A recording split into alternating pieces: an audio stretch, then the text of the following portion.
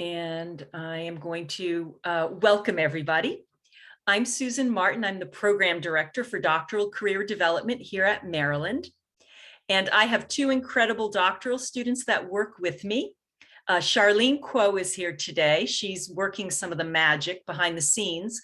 You all students would know Charlene from our Doctoral Career Navigator, which is our Elms Canvas space filled with lots of information that can help you explore career options and also with job search. And some of you probably have already met April Fuller, who is not here today, but she facilitates weekly foundational workshops. So that's our doctoral team. Thank you so much, everybody, for registering for this Rita B. Leahy Career Series panel. We do 4 of them each year. They are supported by one of our doctoral alumni, Rita Leahy. Today, we have 4 alumni that are going to share their experiences with the federal government. And this panel is really going to be a little bit unique because we have 4 folks, alumni, who are working in 4 different agencies, and 3 of them are currently in postdoctoral fellowships, and 1 stepped right into a full-time position at the Census Bureau. So we have Josh Wood, Ana Sánchez-Rivera, Beatrice Mao, and Abigail Bickford. And I am going to let each of them, we're going to go in that order: Josh, Ana, Beatrice, and then Abby. They're going to tell you a little bit about themselves. And from there, we will go ahead and take Q&A. This is a great opportunity to ask them anything. And I hope that you'll take advantage of the wisdom that's here in the room. So Josh, I'm going to mute myself. I'll give you a little signal when we get to about 8 minutes if you're there, and then we'll go on to the next person. Okay, so go ahead, Josh. Okay, so hey everyone, my name is Josh Wood. So I graduated from Maryland in 2016 with a PhD in physics after working on a new type of astronomy telescope that was actually being led and built by Jordan Goodman at the University of Maryland. And the fun thing about that is it was actually being built on a mountain in Mexico. So I got to make lots of trips down to Mexico and learn Spanish and eat lots of delicious food. So that was pretty awesome. And so once I graduated from Maryland, I then moved on to my first postdoc at the University of Wisconsin-Madison on a neutrino astronomy project. And that, if you don't know what a neutrino is, that's okay. That's the least important part. The most important part is that it was also a cool telescope in a neat location, this time in Antarctica. It was actually built under the ice sheet in Antarctica. So that was pretty fun to work on for roughly 3 years there. And then after that postdoc, I then moved to my current position as a NASA postdoctoral fellow at the NASA Marshall Space Flight Center here in Huntsville, Alabama. And I'm currently working on, again, in astronomy projects, working on new types of satellites that we want to fly to search for certain kinds of explosions that can lead to the production of black holes is what I'm currently working on here.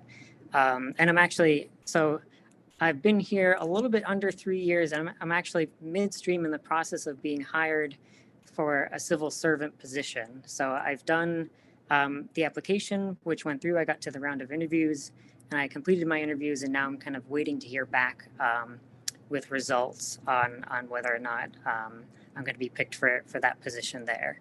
And I will say so my kind of advice and knowledge about kind of coming into NASA somewhat from the outside. So Maryland is a very nice place to be if you're interested in working for NASA, because there's the Goddard Space Flight Center just down the road there.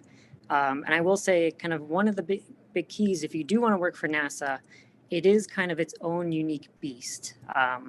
And you do want to kind of start contacting people as soon as you can. If that's kind of the track that you think you want to go down in your life, the sooner you can kind of know people who already work at NASA, who can kind of help you learn the ropes of the system, the better off you'll be, because it really is kind of, it's an interesting experience trying to apply to NASA, because you do it through this website called USA Jobs, which is designed to, employ anybody who works for the federal government, regardless of whether you're a janitor, a mechanical engineer, or a NASA scientist. You all fill out the same forms, but the committees that are hiring you are looking for different things. So you kind of need to know, you need to have some insider knowledge to be able to navigate that system, which you wouldn't necessarily know just if you kind of read the USA Jobs website and you applied as an outsider.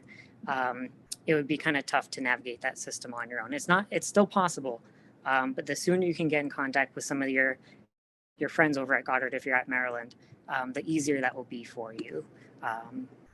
And so that's kind of in part how I ended up here. Is I had contacts both at Goddard when I was at Maryland, and then also I have colleagues from the previous experiments that I've worked on who have also kind of made their way into NASA and have kind of helped me along the way, both in getting my current postdoc position, showing me the things to apply for, and then also kind of prepping me for the civil servant application process, which the other tough thing about that is in academia, you're used to having an advisor who would typically help you through the next stages. Like if you want to apply to a professorship position, you would talk to your advisor, they would review your CV and kind of help you a little bit here.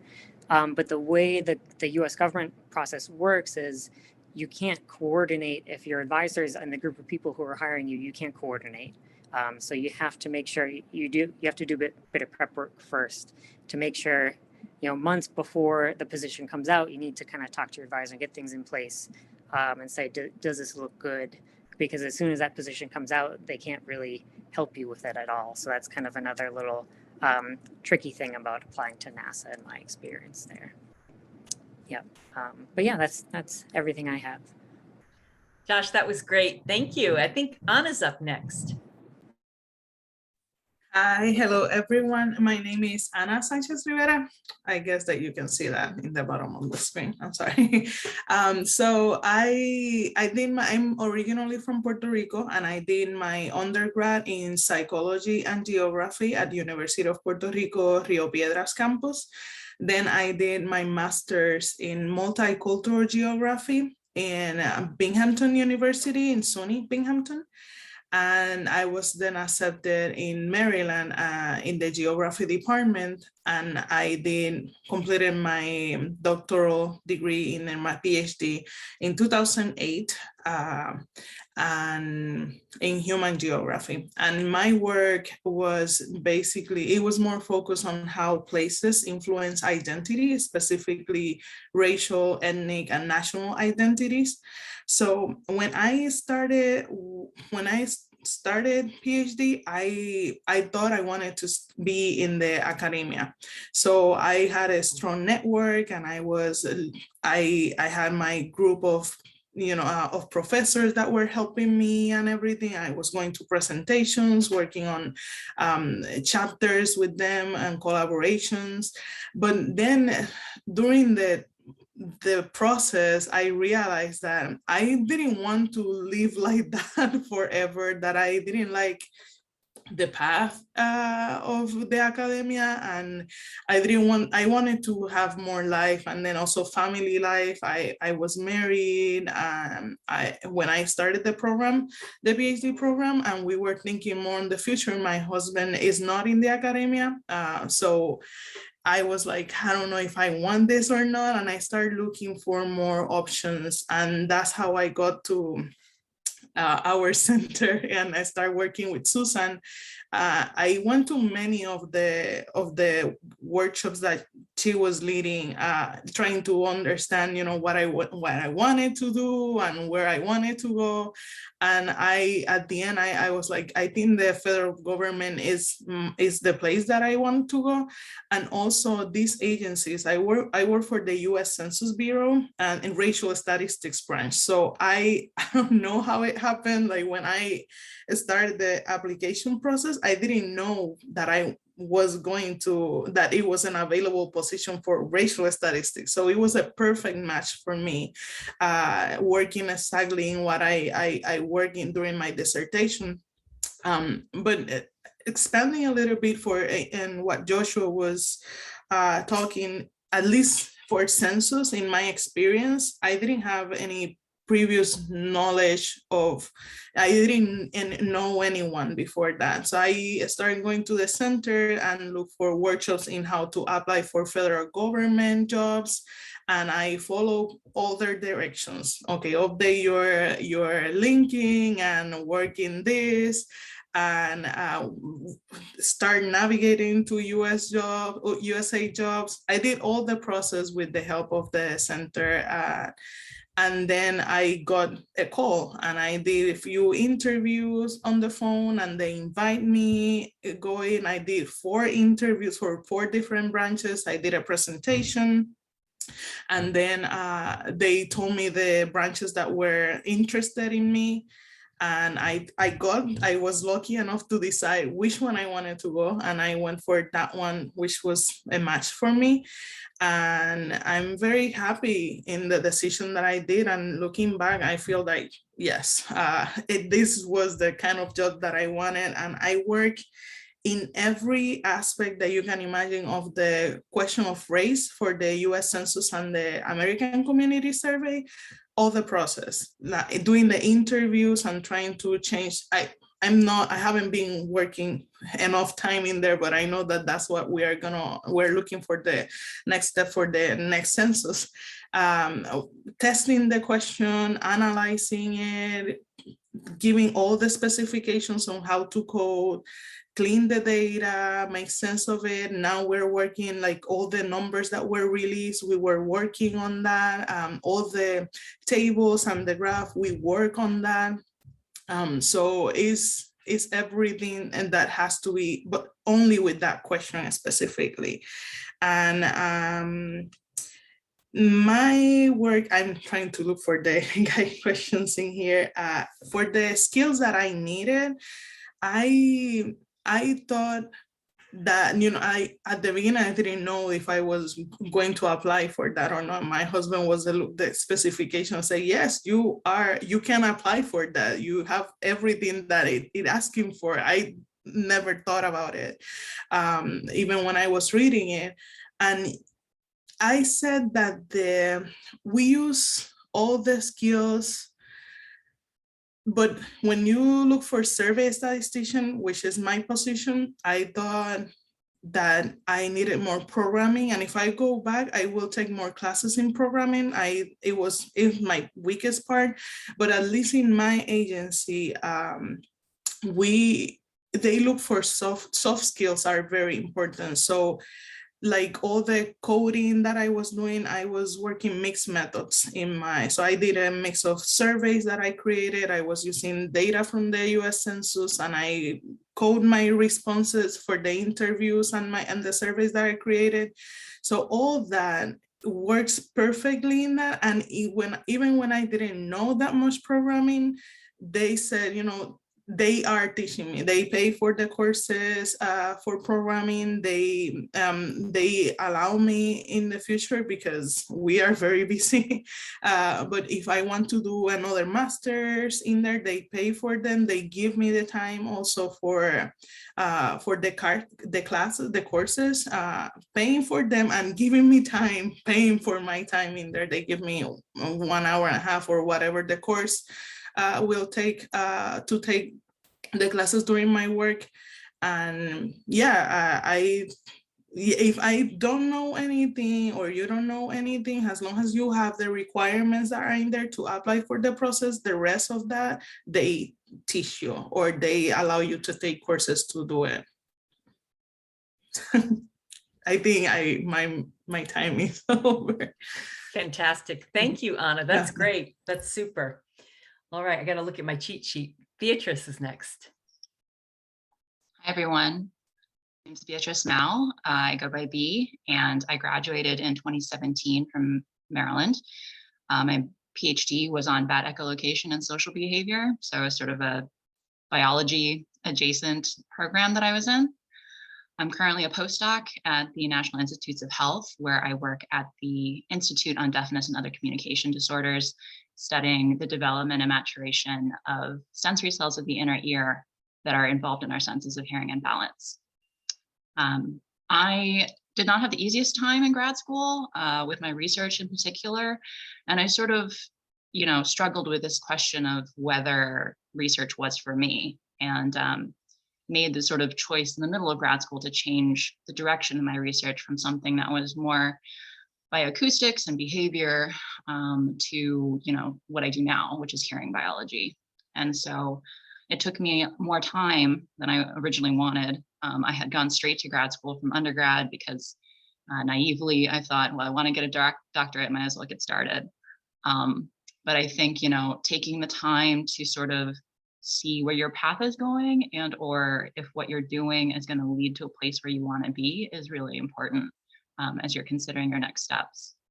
So I basically did a lot of work to catch up in my new field that involved reaching out to people locally who work on this topic, including people at NIH, driving up to Baltimore every week for a couple months to go to lab meetings with a group at the medical school that did study it, going to an intensive course. And so after all that time that I invested, it did actually pay off because it set me up for the postdoc that I'm in now. So I would say, if you can see a discrepancy between where you want to go and where you are now, don't be afraid to seek out those extra opportunities, even if it might take some more time. So the work that I do now is a lot like probably what you've all experienced in graduate school, right? It's a very different thing from undergrad, where your time is structured and lectures are these days, discussion sections are these days, I need to know this material by that day, right? Grad school is incredibly, there's a lack of structure after your coursework is done, where you need to sort of prioritize your own time on a daily basis. And postdoc is like an extension of that. If you have the opportunity to do a federal government postdoc, I would highly recommend it. We are incredibly well-resourced compared to universities often. You can, if you make a good enough argument for why you need a piece of equipment or any kind of reagent you need, you stand a very good chance of getting it, I would say, especially close to the end of the fiscal year.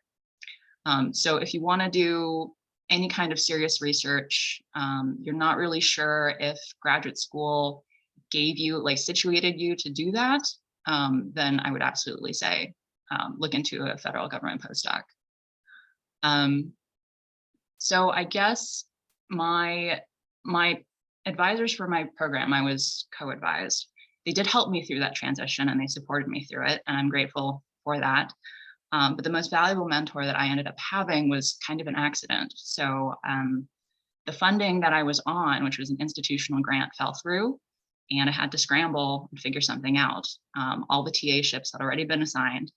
And so I ended up finding this office graduate assistantship where my boss was going to be, just by luck, a woman who did her postdoc in the field that I wanted to move to. And she did her PhD at Maryland as well. She had been in the Maryland system for many years, did a number of different jobs. And she ended up being an incredible mentor to me. And it was her postdoc advisor who was also the postdoc advisor of the person up in Baltimore who had gone to her lab meetings, and who was also one of the people I'd reached out locally. Like, this guy just had his fingers, all over this whole area with the people in this field. And so I sort of lucked into this great office job where she could vouch for me. And that really mattered to him more than somebody who looked fantastic on paper. So he was really interested in me as soon as I was ready. So I got lucky there. I'd say a big transferable skill from PhD, though, is like your grit, because nothing goes according to plan, right? And so during the course of your PhD, you have to be really resourceful. You have to pick yourself up all the time because things don't work, and you never have exactly what you need in terms of time or materials or mentorship, but you find a way to make it work. And so I think in flexing that muscle and strengthening it, you gain self-confidence, and it's just a really important skill to have that grit and carry it forward in the next phase of your career. Finally, I guess, so LinkedIn really, everybody tells you work on your LinkedIn profile, but it's really true. If you take the best version of your CV and you just put, you just put it on your LinkedIn profile. It's no extra work except for just putting it on there. If you do a good job on that profile, it's like a passive, net for fish, right? Like people look you up all the time that way. And I've gotten industry interviews that way. I might have been on this panel because of it. And so, it's like a really worthwhile thing to just, put together, do it like, it's an hour or two, right? And then it's there. The other really important things, informational interviews have been amazing for me. I've done a lot of them with people in industry and in government and in academia because I am currently figuring out my next step. And that is very external data. So you need that, like what does the job look like? How much will I make, et cetera. But you also really need to do a lot of inner work and sort of thinking like, what is most important to me in a job? Where do I see myself in 5 years? And sort of use those values to guide you towards, where do you want to go next, right? And so once you know where you want to go next, then you can do the third thing, which is to think strategically, like in this gap between where I am now and what I envision my best life looking like, what do I do in the meantime? And so, yeah, that's what I have to say. And by the way, if you want to chat with me later, Susan can provide my contact info. I've done a lot of job searching myself and thinking about these questions, so I'm happy to help anybody. Thank you so much, B. And I know that I want to tell everyone that B is going to step out about 10 minutes before we finish because she has a meeting, but thank you for publicly saying that you'd be glad to chat with anyone. Okay, Abby, it's you. All right, good afternoon. So my name is Abby Bickford. I graduated from the School of Public Health at Maryland in 2018 or 2019, somewhere in the middle there. And I got my PhD in behavioral and community health. So sort of how I came into that was I thought I would be in academia. I thought that was my path. I was previously a middle school teacher. I had my master's in education the whole time through my doctoral program.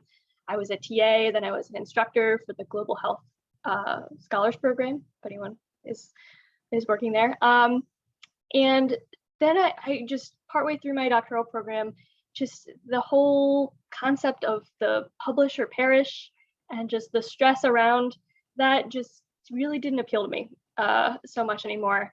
And I decided to go a little bit outside the box and look at other opportunities. I will say that I had fantastic mentors throughout that whole process because my mentor was my chair of my dissertation. And he had sort of taken a bit of a non-traditional path too and had a lot of different job experiences throughout his life. And I felt that had really added to the advice and the guidance that he was able to provide to me.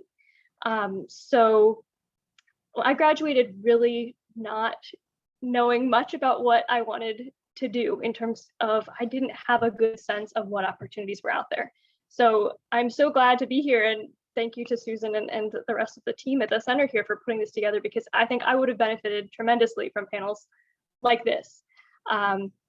What did end up happening is I was given the advice to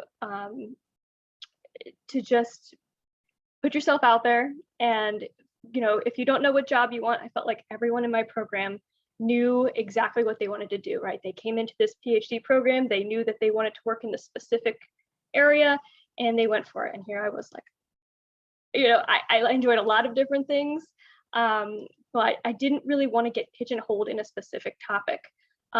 So my mentor said, just go ahead, put your resume out there, start networking, things like that. And really from that, I was able to secure a postdoc with a place I never, ever would have thought to look, which is the US Army. And currently I am in a postdoctoral position. It's through the Oak Ridge Institute of Science and Engineering. So highly recommend, if anyone is in that realm, to look them up. They have postdoctoral positions at a variety of different institutions. And mine is supporting the US Army through the US Army Public Health Center. So I ended up working in public health, which is, a plus. That's what I did go to school to study. And what I do on a day-to-day basis is a lot of different things. So I guess my main role is, as I sort of am a curriculum developer, which sort of lends itself to my education expertise. So we currently finished updating all of the suicide prevention training for the whole Army, which is fantastic. I also get to use a lot of those skills from my PhD in terms of synthesizing literature and data and translating that into actionable recommendations for different stakeholder groups, as well as my dissertation and a lot of the work I did in public health was focused on communication and social media. And so my workplace is also able to leverage that, and I am able to work on a variety of different communication efforts. So we get requests from different stakeholder groups saying, we have these projects, we don't know how to communicate on it, or we need information about XYZ related to public health, and we're able to develop and produce deliverables for them that meet their needs. So again, this is just not something I ever thought I would be doing, but I do absolutely love it. I get to do something different every day, which is exactly what I wanted.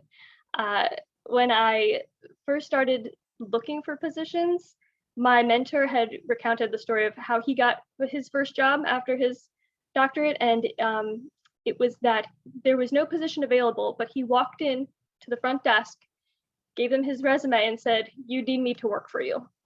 You need me here," right? Like super confident there. And so I did not take quite that approach, but I did go out and just put my resume out there, and was actually through someone who did not even work in public health. Somehow my resume was able to float through different hands to get to the right person who recognized the skill sets that I had and said, "This is what we need." And then they were actually able to develop that postdoc position with the funding that they had around what I was able to bring in. So I guess one of my pieces of advice is, do not be afraid to put yourself out there, apply for things that you never thought you would, and even apply for jobs that aren't even in existence, because your skills are really valuable. Fantastic. First of all, the 4 stories have put so much out there on the table as possible questions. And at this point, I'd like to encourage all of the students and postdocs who might be here to please turn your cameras on if you can. I know some of you maybe aren't able to, but let's see if there are some questions. I know there are. If you have a question, just unmute yourself and ask away. I'm looking around the squares of people. I have a question. Introduce yourself first, Megan, and then go Hi. ahead. I'm Megan. I'm a 5th year in the developmental psychology doctoral program. So I'm wondering, when is a good time to start applying for federal jobs? And are there a lot of positions that are kind of like going by the academic cycle?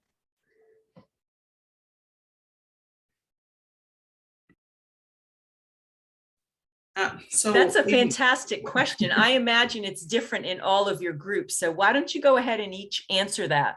That would be awesome. Yeah, for the US Census, at least is constant. So I cannot tell you, it will open here. It's also based on the need at that moment, if someone is retiring or not, or it's also based on the work that is gonna happen, because we work by cycle testing and then analyzing. And so it's by cycle, so it's constant work. Even inside the agency, we see when they send a job, opening, and it seems that it's not a pattern, at least for the US Census. I guess I would say for postdocs at NIH, we commonly do get people sort of at the ends of the academic cycles, because that's when people graduate. And I guess I would, probably 6 months out is when you want to start asking around and see if people have, anticipated openings. If you're going to change from, you could even go earlier, like say, hey, I'm a year out and I'm thinking about what my next step is, wondering if you guys think you'll be hiring, and, if you're interested, I'll send you my CV. So like, I think probably 6 months to a year is what I would recommend. Yeah, so for NASA, for postdocs, they have these cycles. NASA has their own set of cycles that they define. And for the postdoc program, they do it, I believe it's 3 times per year. So there's a winter, there's a fall, spring, and summer. And then for civil servant positions, like Anna said, it's basically as soon as somebody retires at NASA, there's a whole line of people waiting to hire somebody else. And so as soon as somebody retires, they all jockey for who gets to get that position, and they send out their their notice for whichever person wins that battle gets to hire somebody for the kind of above postdoc and the more permanent positions. The postdocs happen anytime that they are needed, as far as I've seen. A lot of things are also tied to funding. So I know the fiscal year was mentioned earlier in terms of equipment, but I think that also can apply to personnel. So keeping an eye on that, and really just, you could start looking on USA Jobs anytime, because a lot of times those job postings come up with really short windows. So some job postings might only be posted for 1 week. And so just making sure you set those searches and see them whenever they do come up, because they don't stay there for long. And I'm just going to add one thing. So there are a whole category of jobs that are considered new hire jobs, new hire positions, which are for a couple of 1 year, 2 years. And while they're not permanent positions like Josh named, these civil servant positions, they are clearly an inroad in, just like the postdoc fellowships from ORISE and the EPA, et cetera. So if you're serious about a federal career, the advice you heard across the board is to start networking and talking to people so that you can understand that agency's timeline. Super. Thank you, Megan. Other questions? Yeah, I have one very quick question. Hello, everybody. I'm Naresh. I'm a postdoc at University of Maryland, College Park. So I'm in the Department of Environmental Science and Technology. And I'm glad that I'm very new to the country, and I really like here. So I'm interested to move into the federal job. So as a foreigner, so how do I enter the federal jobs? Like I don't know, like I'm a very new person here. So like, do I need to, if I apply some advertisements, I see that there is a US eligibility, US residence is required, but for some positions, do they accept this, or how does it work exactly? I'm just curious if any of the panelists are able to answer that, or if you want me to take that one. What's your? So I know a little bit from NASA. So postdoc positions are fairly easy to get as a non-US citizen, but the permanent positions are, most of them, or if not all of them, are required US citizenship. And so I actually have a good friend who's also a postdoctoral fellow with me. And he came in around the same time, and he's doing his job search, and he's trying to see if he can convert to a permanent position at NASA. And it's heartbreaking is the way that I would describe it. It's tough. Okay. Yeah, it's not there. I mean, there are people that I know who have converted. I don't know how that happened though. It's just there are certainly, I know of actually a couple high-profile members of one of the satellite missions who were foreign nationals at the time when they became civil servants, but I don't know how that happened. But generally, it is very difficult at NASA for the permanent positions. And I would say that that's true across the federal government. And I would encourage you, Naresh, to make sure that you are casting a wide net, particularly in this area. There may be other, particularly like with NIH, for example, there may be other subcontractors that do have positions where citizenship would not be required. So in this DC area, for good or for bad, and I know it's very challenging for our international students, but I know for many of our international students, things may change along the way. Yes. And that as you advance in your own training, there are other paths to citizenship that do open up work authorization. So Yes. we could talk individually, and I would be glad to talk individually with any international students. But that's a great question. That is a Thank you very difficult much. situation, Naresh. Yeah, maybe I'll share my email. So just like you can, I'm glad to talk individually as well. Yep. Yep. Thank you very much. Thank you everybody to answer my question. Who's going to be next? I know there are more questions.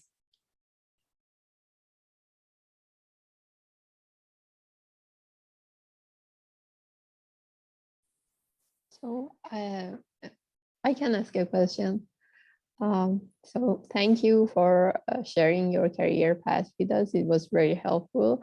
I was wondering from all the panelists if you have any advice on how to effectively expand our network or approach people to for informational interviews, if you can elaborate on that. Thank you.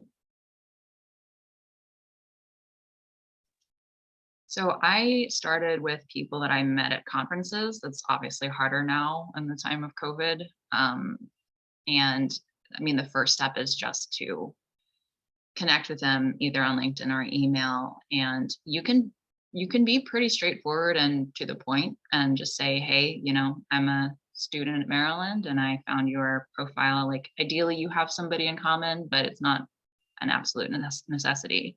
And just say that you're exploring careers and you're interested in what they do, and would they be willing to give you a half hour of their time? And many people are really open to that. And if you do start with sort of your established network, you can always basically branch out from there and say, hey, I'm also interested in these other areas. Do you know anybody? And then that way you can say, hey, this is our common contact. They said I should contact you. So that's what I would recommend. Thank you. How about some of the other panelists? Because this, Azin, you asked the best question, because Charlene and April and I hear all the time, I'm so uncomfortable, I don't know how to do this, they're not going to want to talk with me. So could a few of the other panelists or all of you weigh in how you got beyond that? Because you obviously all got beyond it. So I didn't do a specific informational interview, but I was able to go, the center organized, I think it was for undergrads, and I just went there, organized a trip to go to the agency. From the university, they took us there and they were ready. They had all presentations and we were like 20 or something students in there.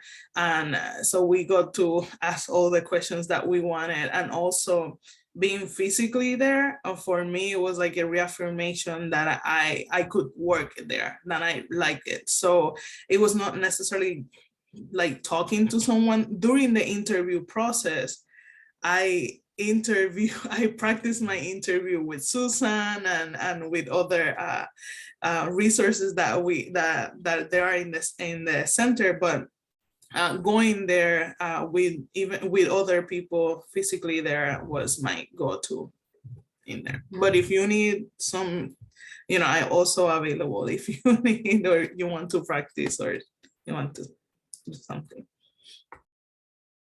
Thank you. Thank you very much. One thing that I would add is people like to talk about themselves, right? One way that I guess I had an entry point is if there was some piece of work that I was interested in or something that people had done, asking them a question about it was always a great way to start that conversation, rather than just saying, can I have an informational interview with you? By saying like, I'm really interested in this work that you did. Asking them for help oftentimes can work too, because people like to be needed. So like, hey, I'm working on this project. I think the work you've done is really relevant. Do you think, you know, you could talk to me about it? And I found that was a really helpful way to expand my network and also learn a lot of different things about a variety of different people.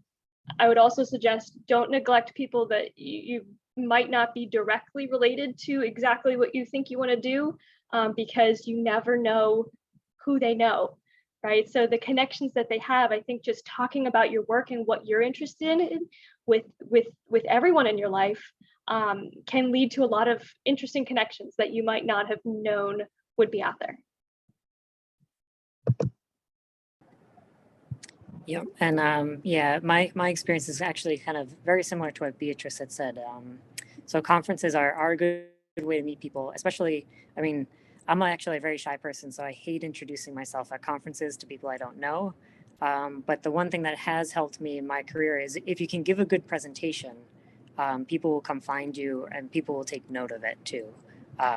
And so if you can give a presentation that's more than just like, hey, here's my thing, here's all the gory details. And if you give it more like, you know, here is what you need to know, kind of bring your audience in and kind of bring them along with you.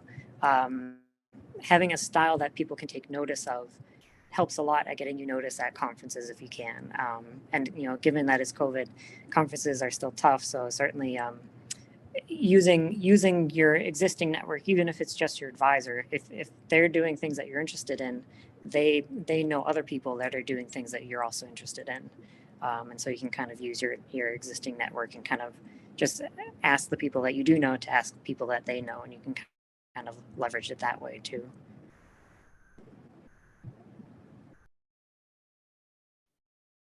Thank you very much. I know that there are more questions out there.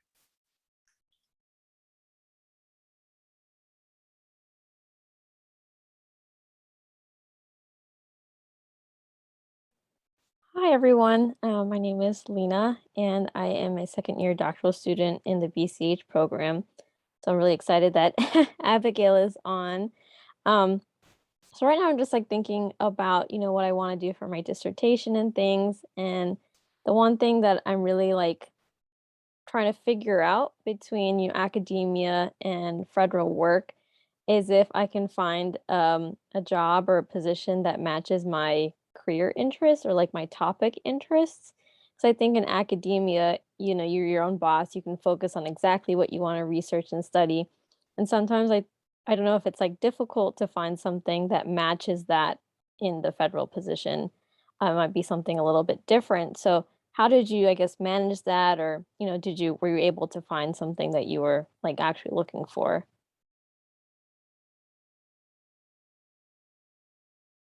That's a really common concern, Lena. I'm so glad you're asking that.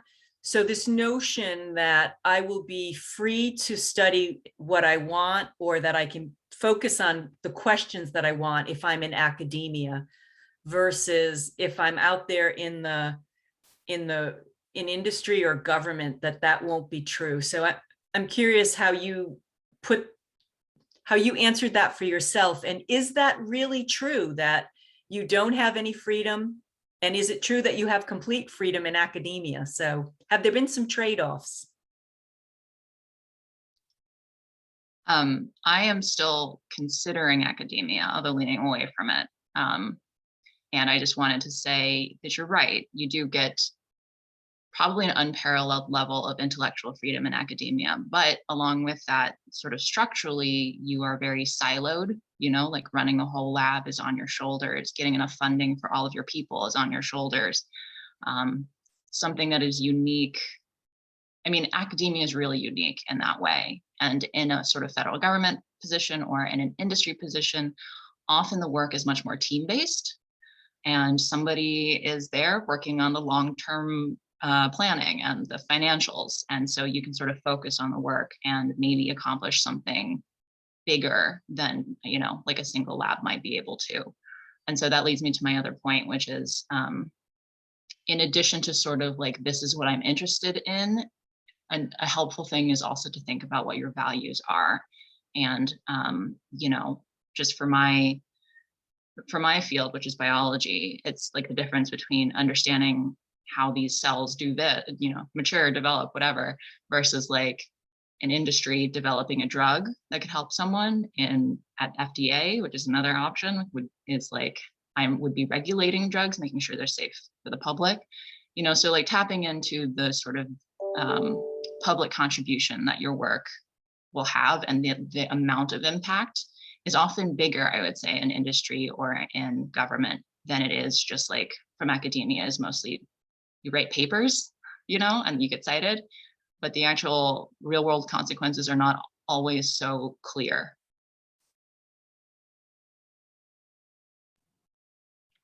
definitely second everything that Bea just said. But in addition to that, I was actually worried about the opposite with academia, feeling like, okay, things I might be interested in, am I going to be able to secure funding for that, right? Because it has to be not just interesting to you, but interesting to whoever is granting that funding.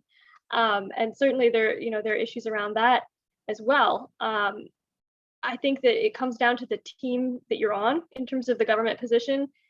I have been absolutely shocked because I did have that fear of like, okay, it's going to be monotonous, the same thing, I'm going to be plugged into this. But I think Anna mentioned it earlier that if you don't have skills that you might need, that your workplace in the federal government really helps you to develop those skills. So they allow you to take those trainings and to expand your knowledge in fields way beyond what I ever thought they would allow. So I have had a wonderful experience in that, even though I'm not a civil servant right now. Hopefully, Josh, we're going to network because I'm going to hear more about how you're starting that process. But even for me, they've allowed me to really take on projects that match my skill sets. I think a good leader, recognizes the potential in the different individuals and will allow you to take on projects that you are skilled to do, and then also to expand those skills. So I have not had that experience personally.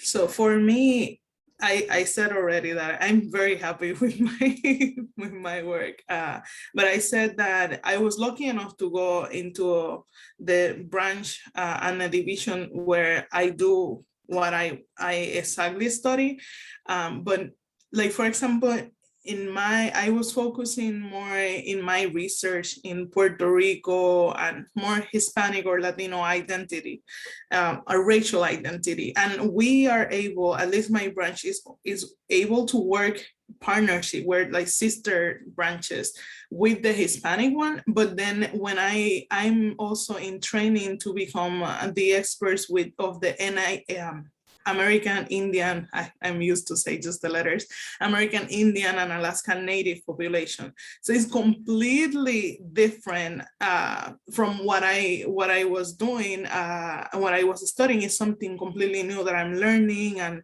I'm able we go to the conferences, we partner with the tribes, we ask them how they want to be counted, and it's something that I was not expecting, but it's a very great surprise. And also be able to learn something different. So for me, even that I discovered interest that I didn't know that I had, but I'm very happy and to take that challenge in there. Yeah, and kind of tagging on to that a little bit. I mean, I know right now in your life you're thinking about, oh, I need one thesis topic, right? But you don't have to do that the rest of your life, and for sure you'll be tired of it when you're done with it, at least a little bit. Some people just forever love this one topic, but I mean, part of what you're gaining from your PhD or your master's or whatever degree you're getting, you're getting a skill set along the ride. You're focusing on one topic that definitely interests you a lot. But when I look back at my PhD, what I had the most fun of was kind of the technique in doing the research, which might be particular to me, but that's kind of what I took away. And the topic, for me at least, I'm happy to change it as long as I get to use the tools and the fun things that I learned along the way. And as a PhD, the people who hire you are kind of looking for somebody with flexibility who will pursue new learning experiences and challenges that will kind of, you'll use your tool set and you'll be kind of under your own direction, but you're kind of trusted to come up with your own ideas and to think of new things that excite you and then apply those in your day-to-day work is kind of the role, at least that I've seen PhDs be asked around here. So yeah, you shouldn't feel like you'll be restricted in a federal government role as long as it's like an appropriate level, like a PhD level role. And you also shouldn't think of like, oh, I will only ever study the thing that I studied for my PhD. I mean, some people have gotten away with that, but that in and of itself is pretty limiting. You do want to be a bit more flexible and maybe just think about what you enjoy about your current topic And if there are pieces of that that aren't specifically related to just that one thing, which most likely they're generally applicable, I'm sure you'll find other topics that will also interest you that you can use your skills for too. Lena, thank you for asking that question. I'm so thrilled that there's a second year here. That's great. You're getting all this inside wisdom. I want to be really respectful of time. And so I'd like to give each panelist a chance to give one other either piece of advice or thing they wish they had known. And I'll let Bea start because I know she's got a meeting immediately. Yeah, thanks, Susan.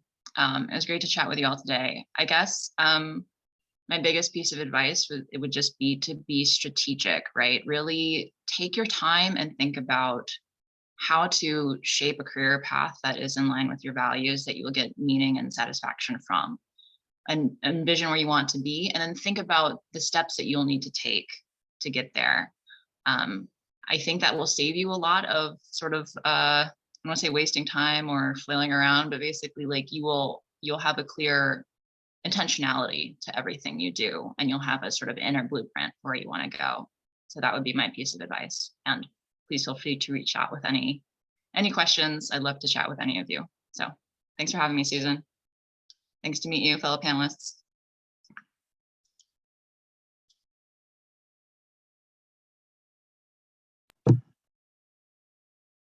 Who's going to go next? Parting words of advice, things you wished you had known.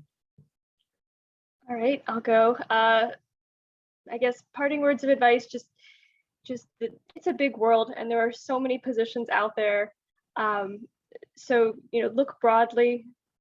And also I would say consider this a lifelong process. It's not just about getting one job, right? Because most of the panelists you saw here, we're still in transition.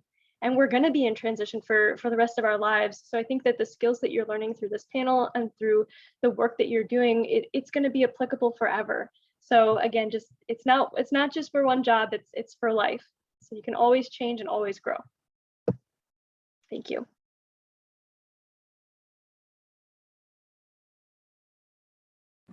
Let's see, I think my advice would be you don't need 2 postdocs to get a full position, a permanent position. That's two is too many. It depends on your field, yes. And some people always say like if it's the more specialized, the more you need, but don't listen to them. Just keep your options open. If you see something, apply for it if it's what you want, and find the people to help you apply for it and kind of get your CV in the right place to do it. But yeah, don't believe people who say, oh, you need X many of years after your PhD before you can get a full-time position somewhere. That's a lie. But you just have to have the right CV and you have to have the right timing. So if you keep your eyes open, you can get lucky and kind of get quicker into a more permanent position with higher pay after your PhD. If you're going kind of the federal route or the academia route, you can kind of do it both ways. I was kind of you also, like I was in second year looking for the career center already. And I think that the best strategy, if you're early, the best strategy would be like start looking for potential jobs that you are interested, just job postings, and try to look what you might be lacking of, and try to use the time during the PhD to start putting that far stronger. But it might be romantic what I will say now, that sound, but what I wish I knew, it was that I had enough knowledge. I had everything. I was enough in that moment when I started applying. I was so insecure with Susan, crying in her office. And I had everything that I needed and more, and it's valuable. So you have most of the skills, even if they are soft or hard skills, you have them, and just be confident and do it. Woo, that is fantastic advice. Anna, fantastic advice. Josh, Abby, and B, you all hit home runs. This was fantastic. I thank you from the bottom of my heart and from the graduate school and the university. And I encourage everyone who's on this webinar to reach out separately. You heard that they are willing to chat with you. I want to be respectful of time, so we are finished. Charlene dropped a link to an evaluation into the chat box, and the very last slide shows you where the recordings go on our YouTube channel, and there's a link for more information about career services for doctoral students.